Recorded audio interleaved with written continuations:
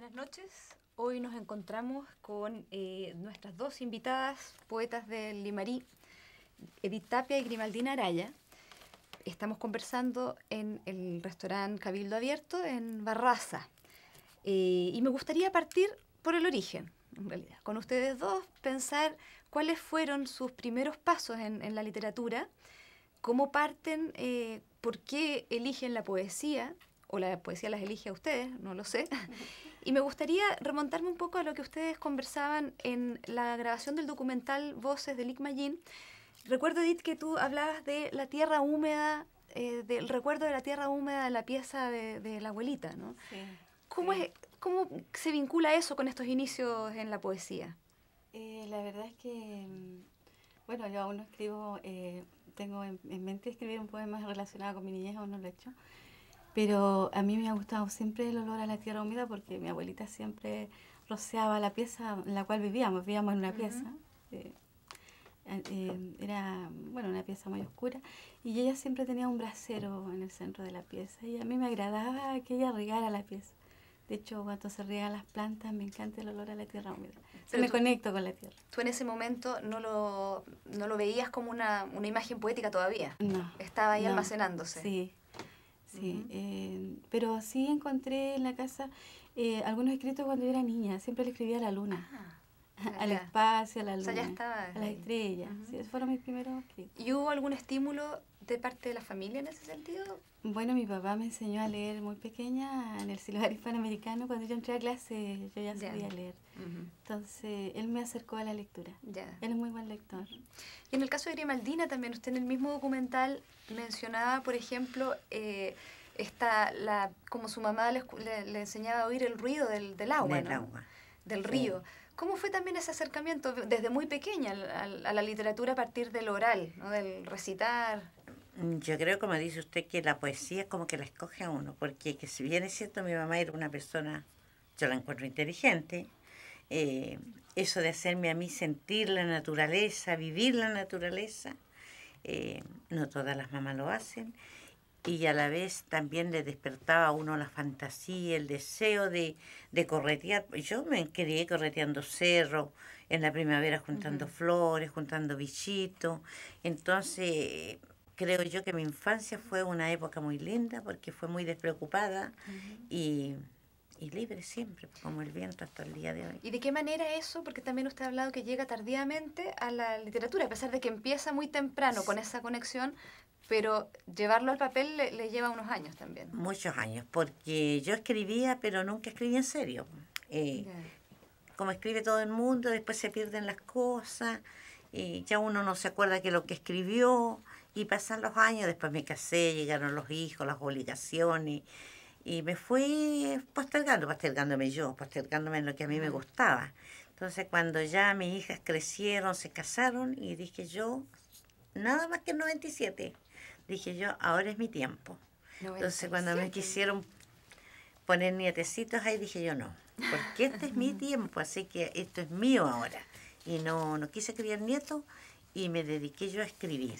Yo mis primeros escritos los encontraba lindos, preciosos, los leía una y otra vez, no le encontraba ni una falla, lo encontraba lo más lindo del mundo, como se encuentra el primer hijo.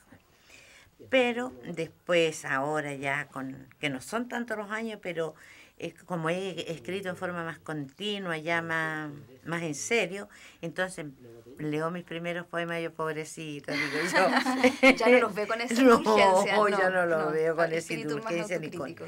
con esa belleza que yo le encontraba. Bueno, y además pasa que con sus nietos usted hoy día ha recuperado también una relación que es, digamos, ya no es la relación que le quisieron imponer, No. sino que es al revés. Usted dialoga ya. No, sí, mis nietos me quieren, bastante me quieren. Y de hecho nos reunimos todos los domingos, se reúne toda la familia.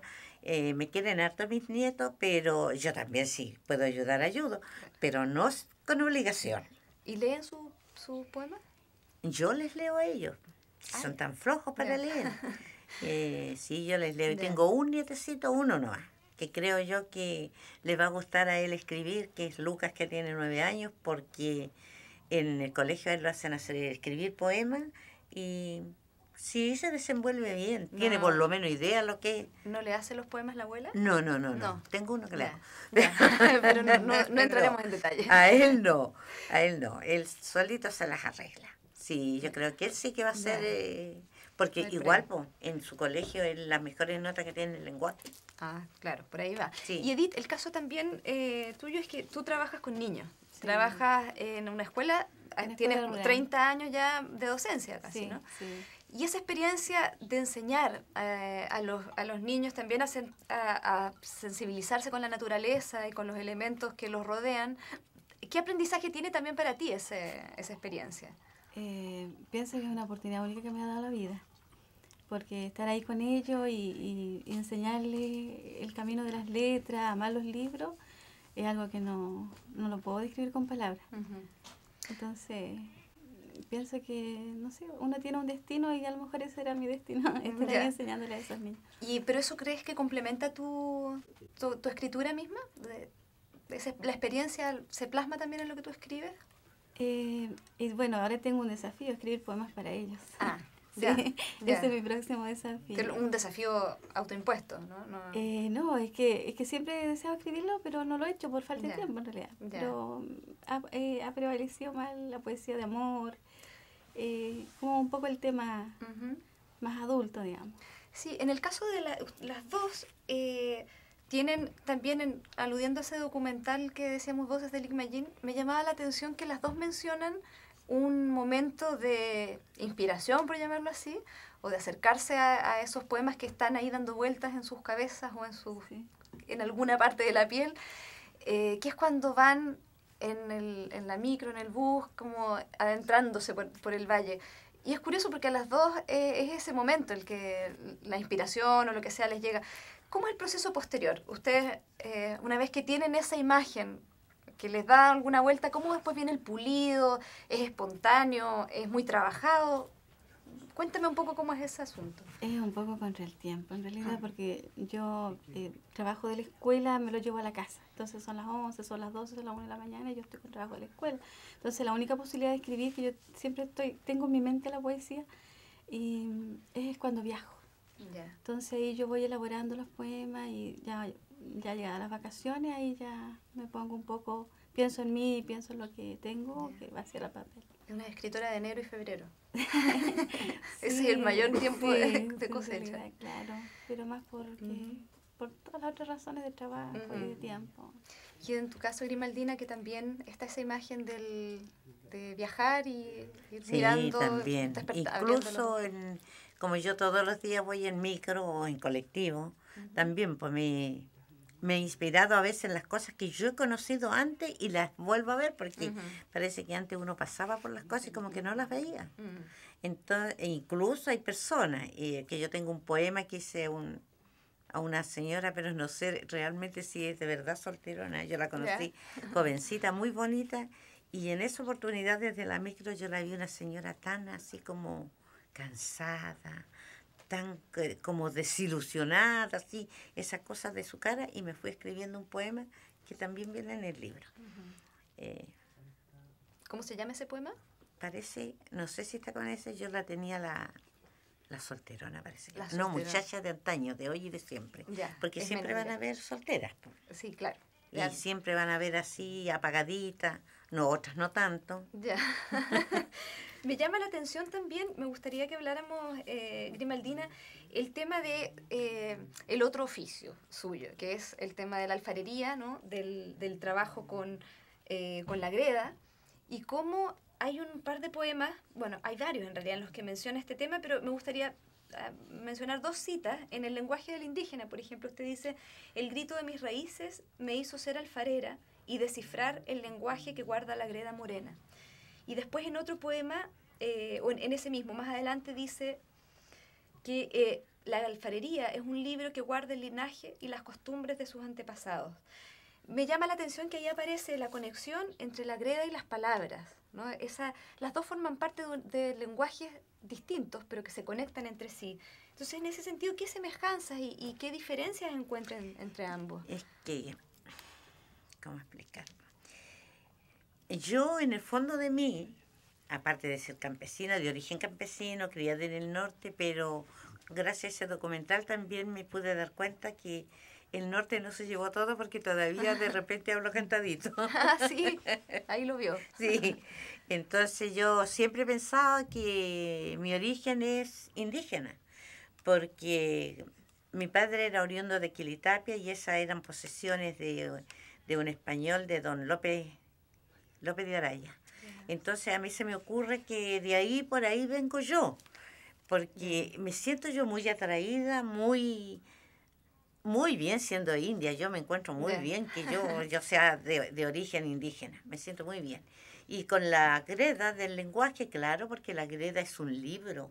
Si usted aprende a manejar la greda, y si usted ve los trabajos de aguitas que se exhiben en los museos, es todo un lenguaje, pues, es toda una historia que guardan ellos, que a través de ellos se van conociendo la historia de los pueblos indígenas. En la greda hay una memoria. Claro, pues, así es.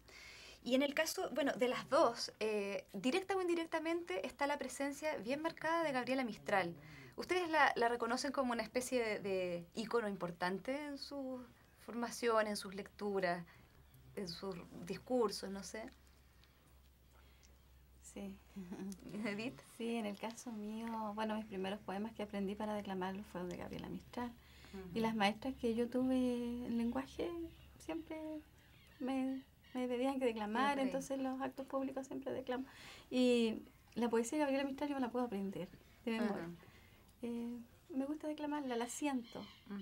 ¿Sientes sus referentes, su mundo? Sí, ¿Sientes que hay ahí un parentesco? Sí, como que entro en su mundo. Y puedo sentir, por ejemplo, los sonetos de la muerte, el ruego, la maestra rural. Me gusta la poesía de ella también se presta mucho para declamarla. Que está muy vinculado, porque también con el trabajo que haces con los niños hay también una transmisión que tú haces de esa misma línea mistraliana, ¿no? Sí, es que, bueno, un poco nació esto por lo de la jornada escolar completa, que siempre se dice que es para pasar más materia. En el caso de mi escuela no es así, porque los talleres son de teatro, de literatura, entonces está todo vinculado también con la naturaleza. Todo lo que los niños escriben está relacionado un poco para llamar la atención por todo este calentamiento global, toda esta destrucción de la naturaleza.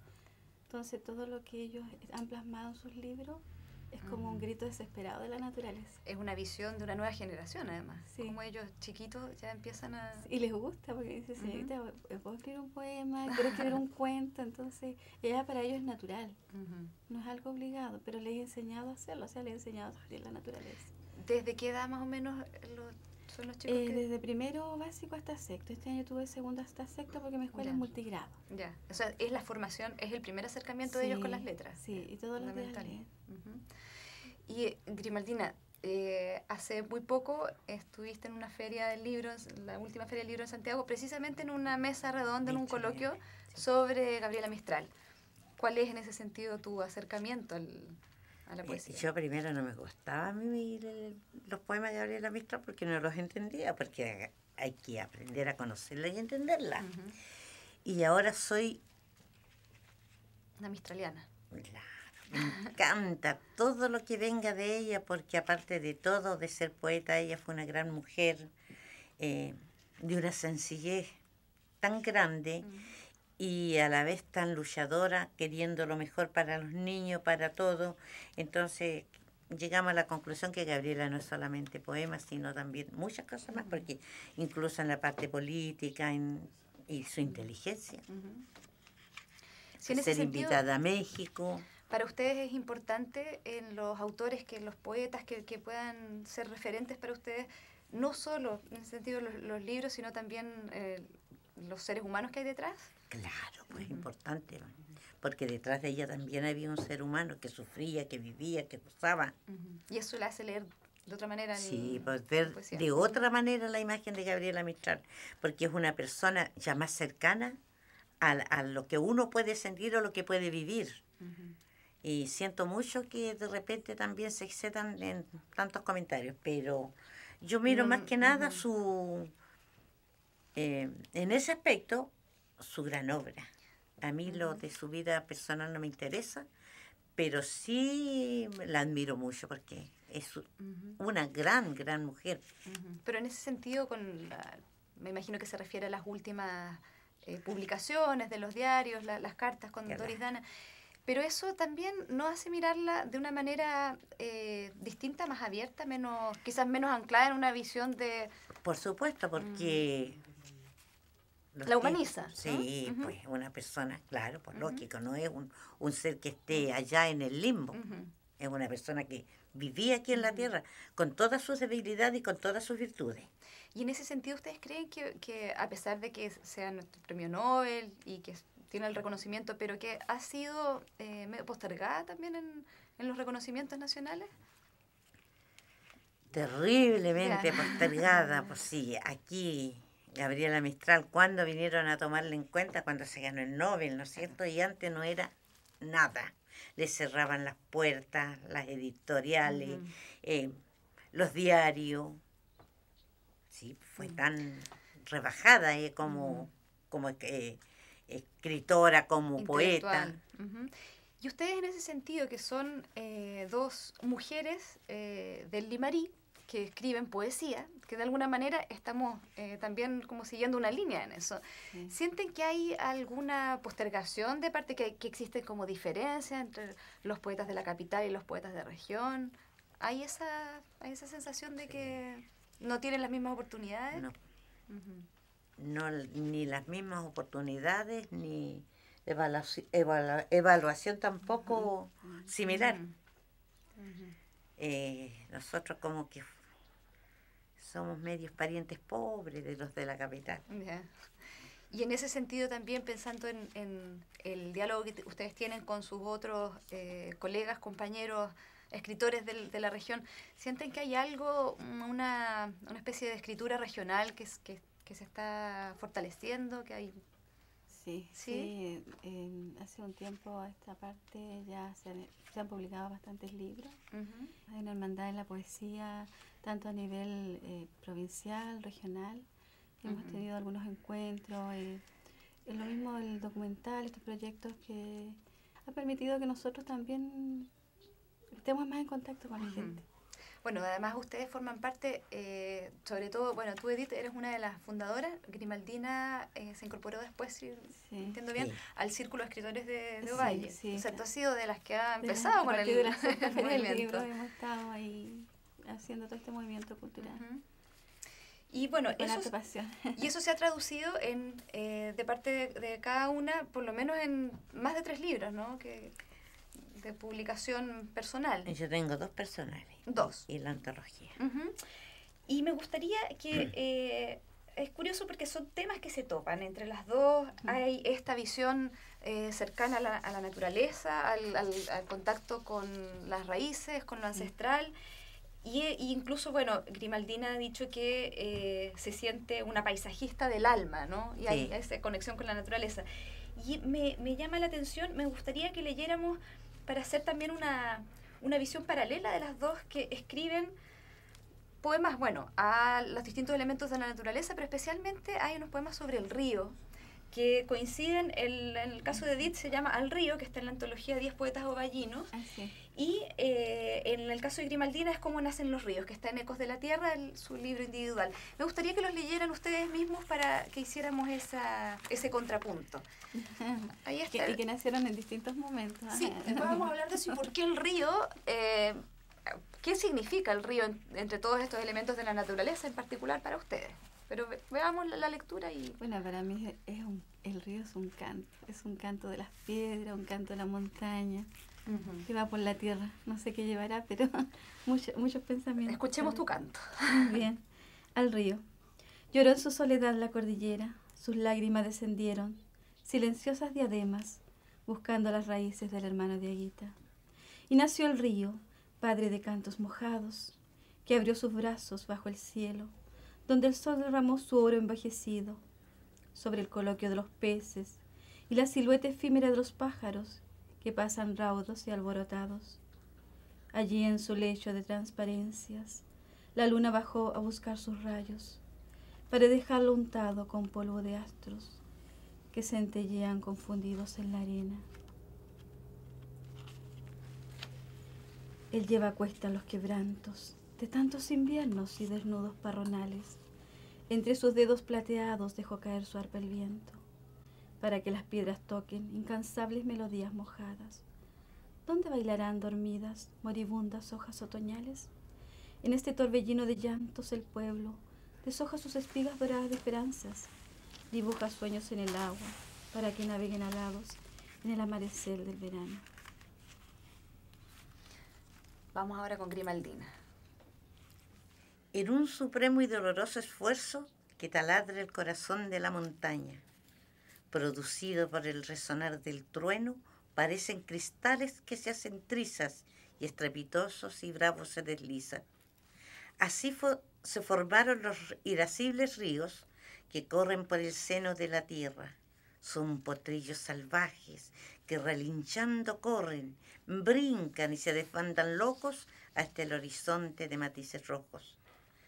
Al descender se van tornando plácidos para acariciar y enamorar las flores que junto al toronjil lamenta y culenes, perfumando las orillas y los cauces enjollados de arrayanes y maitenes. Este trabajo, además, Grimaldina, es parte de una serie que en el libro tú tienes como el origen de los ríos, de todos los 10 ríos que del- forman el río Limarí. Limarí. Y eso me llama la atención, lo que se decía es que bajan así, locos. Locos. Porque en la poesía de las dos hay un canto a la naturaleza, hay un canto a estas raíces, pero a la vez me da la impresión de que hay también una especie de visión de las huellas que están de un pasado que fue quizás más respetuoso con esa naturaleza y que hoy en muchos casos, en muchos de los poemas ya no está, ya es solo una huella.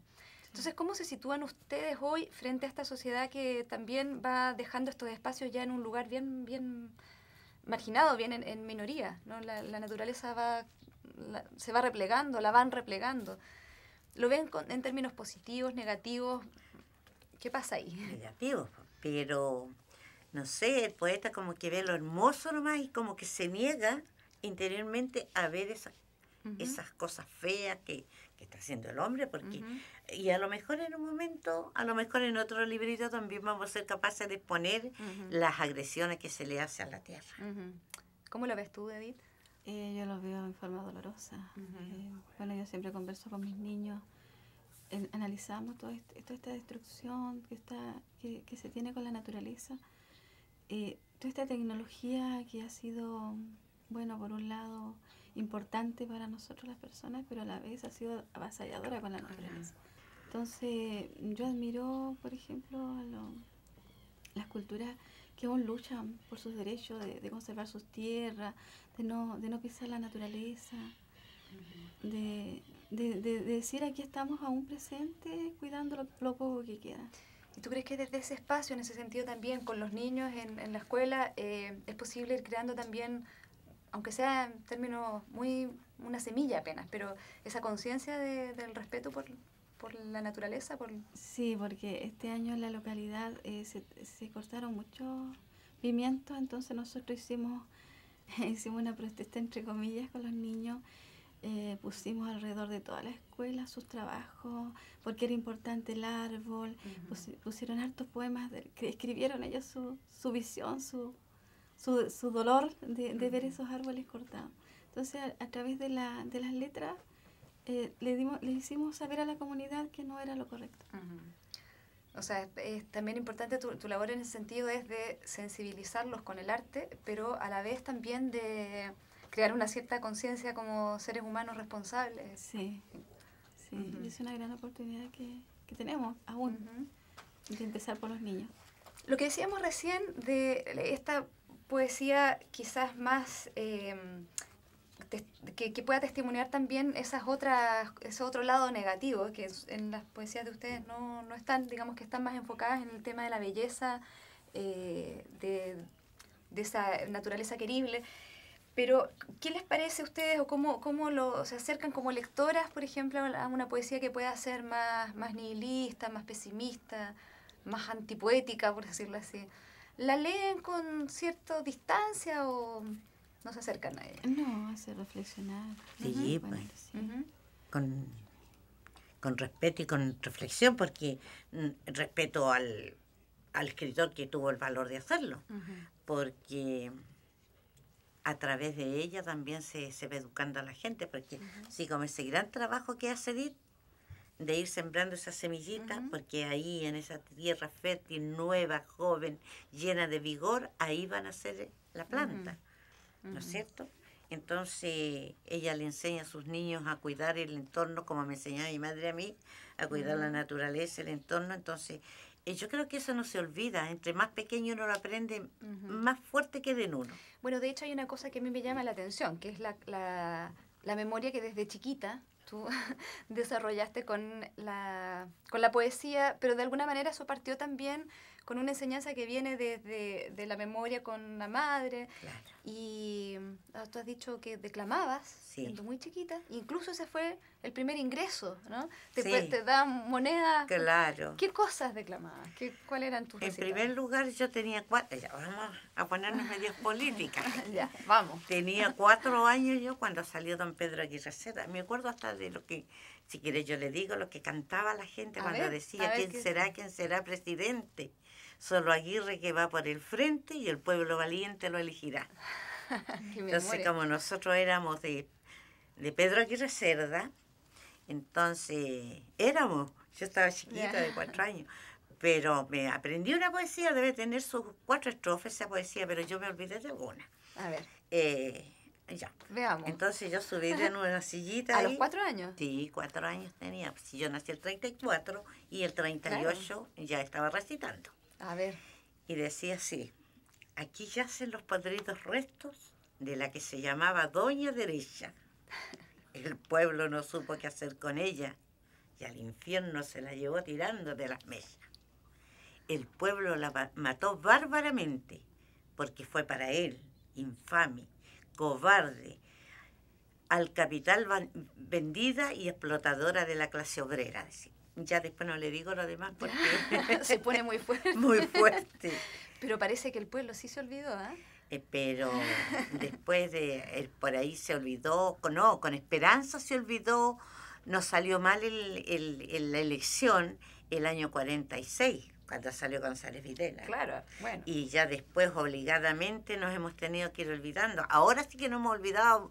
Ahora sí que habría que recitar, ¿no? Pararse en una Claro. mesa. Sería bueno hacerlo. Sí. Sí, bueno, además me llama la atención esa frescura de la memoria, que es lo que también mantiene en el gesto de la greda, que finalmente está vinculado también con el mismo material. Claro.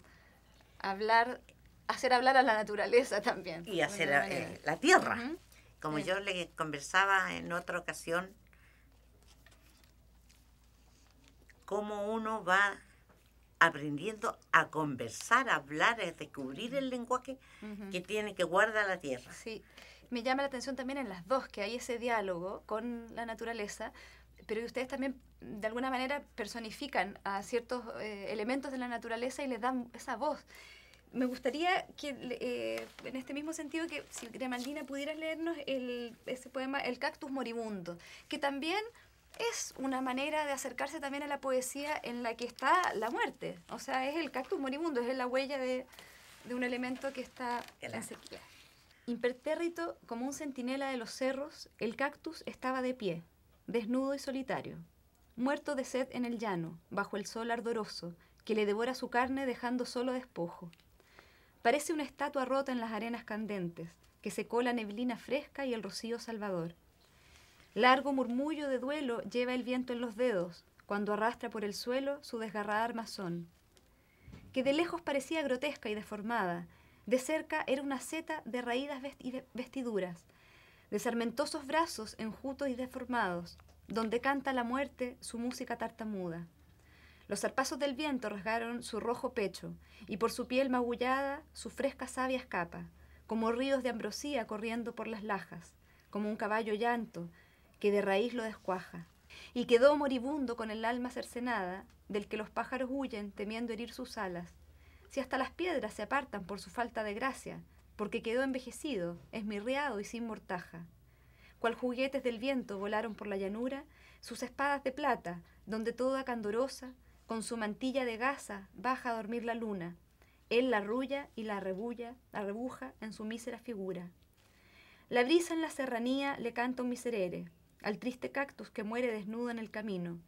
Ya no podrá más belleza en barrancos y campiñas con el coral del quintral y sus flores nacarinas. Bueno, este poema, como decíamos antes, habla de la naturaleza, la personifica de alguna manera. Este cactus es un personaje ahí, es un ser que está desnudo, como decía. Y muriendo. Y muriendo, o sea, de alguna manera es esta huella de la naturaleza que se enfrenta a este paisaje. Entonces me parece que ahí también es muy decidor ese poema de esta visión que está entre el ser capaces de sensibilizarse con esa naturaleza, pero al mismo tiempo poder ver que ahí hay una huella que nos está, que la estamos dejando, ¿no? Que nos está afectando tanto a nosotros como a la naturaleza. Y en ese sentido también, Edith, hay varios poemas tuyos en los que me gustaría que leyeras uno, que también es en esa tónica, ya con el título uno se hace una idea, de Noche de Fantasmas. Me gustaría que lo leyeras, va un poco por otro lado, pero léelo y conversamos. Es más cortito ese. Noche de fantasmas. La noche despistada enreda polillas en el aire, y los poetas leemos versos a la luna ausente. No hay estrellas que vengan a hospedarse en el fondo de los ojos. Desde los libros aletean mariposas, mientras la brisa noctámbula besa nuestros párpados. Entonces el silencio pasa, con su aplauso desbocado, como fantasma sumergido bajo un sol vagabundo que cabecea en la almohada del universo. Hay acá otro elemento que me parece que surge, que es importante, que el hablante de este poema habla de, y los poetas leemos versos a la luna ausente. Hay una especie de conciencia del proceso de escritura, nosotros los poetas, ¿no? O sea, hay ahí, digamos que está el oficio de la escritura poetizado, puesto en escena en el poema. ¿Tú sientes que te sientes parte de una tradición poética regional? Sí, me siento parte de ella. Y viene de... ¿Cómo podrías rastrear esa conexión, esa raíz? Bueno, Gabriela Mistral ha aparecido acá como sí. ícono, pero veamos en otro lado a lo mejor si hay también... Bueno, mis primeros talleres yo lo inicié con una escritora, que era Odette Álvarez Musset. Ella era una maestra. Y ella escribió unos hermosos poemas que fueron publicados en Uruguay, y acá en Chile se conocía poco de ella. Yeah.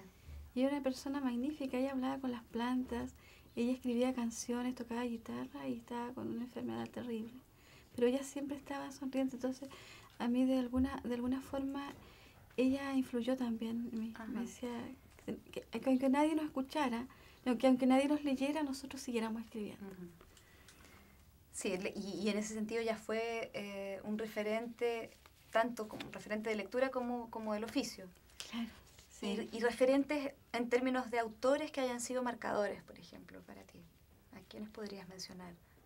Bueno, Gabriela Mistral. Pablo Neruda me gusta mucho también.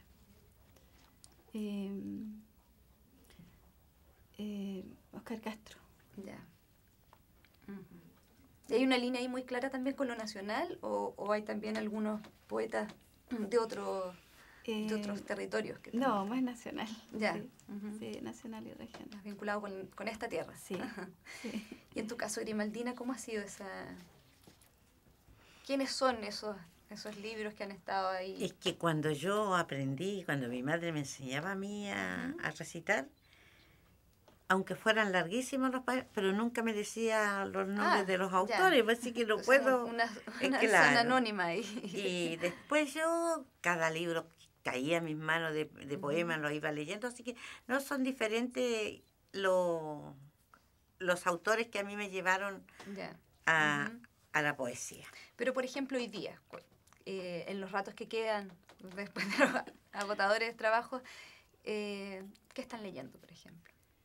Yo estoy leyendo bastante, bueno, por mi trabajo, poesía de niños, cuentos, Ana María Huiralde. Ya. Son las escritoras que más he leído. Y ahora yo no leo nada, porque estoy corrigiendo un trabajo que voy a para Sí. un libro que voy a presentar, así que no estoy leyendo nada. Me leo yo misma Autoleyéndose nomás. ya, el referente. Hablemos de ese libro, porque me interesa a ustedes, ya viene la Feria del Libro, ahora en un mes más casi, y están con nuevos proyectos. Me gustaría ver el caso de Grimaldina, esta ingreso a la narrativa, ¿no? Que es un debut. Sí, antes yo me gané un premio en la ¿Ya? caja de compensación Los Héroes, me gané un premio nacional Ujú. con un, no puedo llamarlo cuento. ¿Un relato? Sí. Ujú. eh, y me gustaba a mí escribir más relatos que poesía. Después fui incursionando en la poesía y me quedé con ella. Ya, Pero nunca he dejado tampoco de lado la narrativa. ya. Y tengo varios trabajos infantiles también tengo, pero no van a ir en el libro. Y en el caso de este libro, ¿qué los reúne? ¿Hay algún tema común? Entre las dos. No, el libro que viene, el libro Ah. ahora que está preparando. ¿Cuál es el título? ¿Secreto? No, Ah. es que a mí me cuesta tanto encontrarle título todavía a no los lo libros. encuentro, ya. Y yo pensaba que le iba a poner historias recogidas de la vida, pero parece que se va a llamar historias y relatos. Ya. Historias y relatos. relatos. ¿Y cuál es esa distinción entre las historias y los Porque relatos? vienen tantas historias, partes de mi infancia también Ya. ahí, unas vivencias, otras no, Ya. otras inventadas. Y tengo un trabajo que a mí me agrada mucho sobre las salitreras, porque no la vivencia en las salitreras, Ujú. porque yo viví en varias de ellas, estuve, Ya. entonces siendo muy jovencita, llegué como de 14 años, parece 15 a la salitrera. Y de ahí yo no cuento nada lo lindo describo la Pampa como muy linda, Ujú. como yo la veo, porque a mí me fascina el Ujú. desierto. Ujú. Pero yo describo el vivir en la salitrera en aquellos años, por Dios que costaba y que los abusos eran tan grandes. Ahí yo lo tengo bien arregladito, Ujú. bien bonito, lo tengo, me gusta mucho. Sí, porque me llama la atención que cuando lo que decíamos antes, que usted además de hacer estos poemas al flamenco, a los ríos, al viento, en fin, pero que se define como una paisajista del alma, que en el Claro. fondo hay algo ahí de la visión Y- desde el ser humano, ¿no? Y claro, y ahí en ese relato que después va cambiando y va Ujú. tomando otro cariz, claro, también ahí hay paisajes del Ya. alma, porque yo voy describiendo en forma muy poética la Pampa como yo la veo, porque de Ya. verdad que a mí me gusta. Y también de eso, fíjese que yo tuve, a pesar de que mi papá era un hombre tan rudo, también tenía su gran virtud. Ujú. ¿Sabe usted que nos llevaba a caminar a los cerros para que estuviéramos en contacto y nos mostrara un desierto pelado? Pero nos mostraba un montón de cosas, nos conversaba, y yo no va amando la naturaleza, y a lo mejor yo por eso amo el desierto, Ujú. porque a pesar de que bien es cierto que es desnudo, que no hay árboles, que es frío en la noche, que es cálido en el día, Ujú. demasiado cálido, pero también tiene su encanto, entonces uno tiene que buscar la belleza que no se ve a simple Ujú. vista, sino la que está profundamente. Esa es una buena Escondida. definición de qué es la poesía, por ejemplo. La belleza de lo que no se ve. Eso es lo que el poeta finalmente hace, mirar con sus ojos lo que está ahí pero no se palpa. Y en ese sentido, yo quisiera, sí, ver para ustedes así, muy espontáneamente, ¿qué es un buen poema para ustedes? Silencio. Bueno, yo empiezo. Para mí un buen poema es, según yo, Ujú. cuando yo lo siento, cuando yo quedo conforme con el poema, cuando lo he leído 10, 15 veces, 20, le cambio, le recambio, y cuando yo lo veo, que no le voy a cambiar nada más, pero Ya. después lo voy a leer unos 2 meses, después le voy a volver a cambiar. Ujú. Pero ya por lo menos lo veo, yo creo que ese es un buen Tiene poema cuerpo. cuando uno lo Ujú. siente Ujú. y cuando es capaz, porque uno sabe que esas cosas le van a llegar a las demás personas, Ujú. van a penetrar en las demás Ujú. personas. ¿Y Edith? Es el arte que deje contento a todos.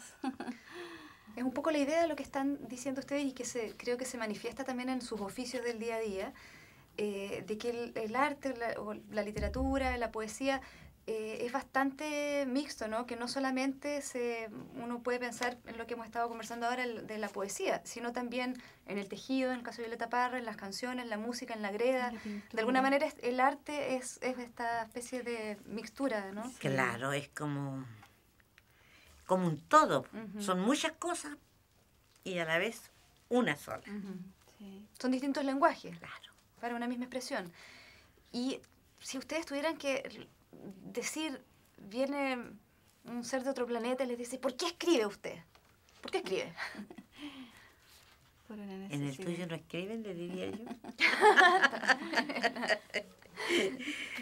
Por una necesidad no sé, es una necesidad espiritual, es como beber agua cada día. No nos van a preguntar eso, porque ellos están más adelantados que nosotros. ¿Tú crees que los marcianos escriben? Sí. Habitualmente a mí me pasa que el poema está ahí, y me dice quiero salir, y llega el momento que tengo que sacarlo, o sea, tengo que escribirlo, tengo que plasmarlo, porque si no estoy ahí dando con los versos.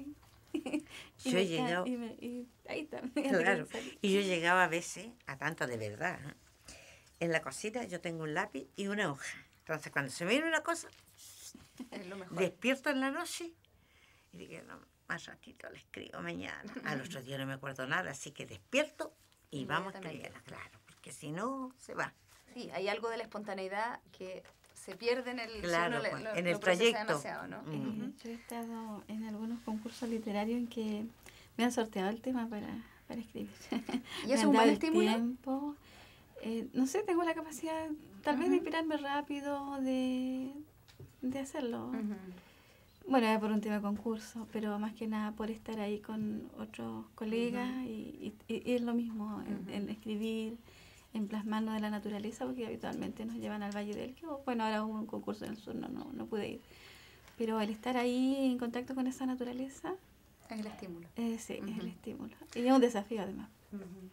Sí. Bueno, yo les quiero agradecer a las dos de haber estado en esta conversación en la que podríamos haber estado durante bastante más rato, pero el tiempo se nos acaba y bueno, los dejo invitados a ustedes y al resto a nuestra próxima conversación en estos diálogos limarinos aquí mismo en el Cabildo Abierto de Barraza.